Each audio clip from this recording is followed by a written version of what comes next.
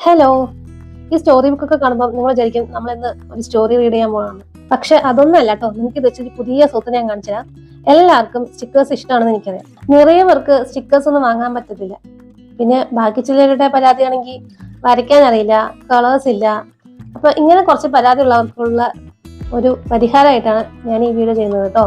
അപ്പൊ വരയ്ക്കാനൊന്നും പറ്റില്ലെങ്കിൽ ഇതുപോലത്തെ മാഗസീൻസ് കൊണ്ടുവന്നു കഴിഞ്ഞാൽ അതിന് ധാരാളം ക്യൂട്ട് സ്റ്റിക്കേഴ്സ് ഉണ്ട്. ഇനിയിപ്പോ മാഗസീൻസ് ഇല്ലാന്ന് പറയണവരാണെങ്കിൽ നിങ്ങളുടെ പഴയ ടെക്സ്റ്റൊക്കെ ഇതുപോലെ ക്യൂട്ട് പിക്ചേഴ്സ് ഉണ്ടാവും. അത് ഏതെങ്കിലും സെലക്ട് ചെയ്തെടുക്കുക. പിന്നെ വേണ്ടത് നമ്മൾ നെയിം സ്ലിപ്പ് ഒക്കെ വാങ്ങി ഉപയോഗിച്ച ശേഷം ബാലൻസ് ചെയ്യുന്ന ഒരു പേപ്പർ ഇല്ലേ, അതില്ലെങ്കിൽ ബട്ടർ പേപ്പർ ആയാലും മതി. നമ്മൾ കട്ട് ചെയ്ത് വെച്ചിരിക്കുന്ന പിക്ചേഴ്സ് ഒക്കെ ഇതുപോലെ ഒന്ന് അറേഞ്ച് ചെയ്ത് കൊടുത്തിട്ട് ഫുൾ സെല്ലോ ടേപ്പ് വെച്ചൊന്ന് കവർ ചെയ്ത് കൊടുക്കുക. ഇനി ഇതിലുള്ള ഓരോ പിക്ചേഴ്സ് നമുക്ക് തന്നെ കട്ട് ചെയ്തെടുക്കണം.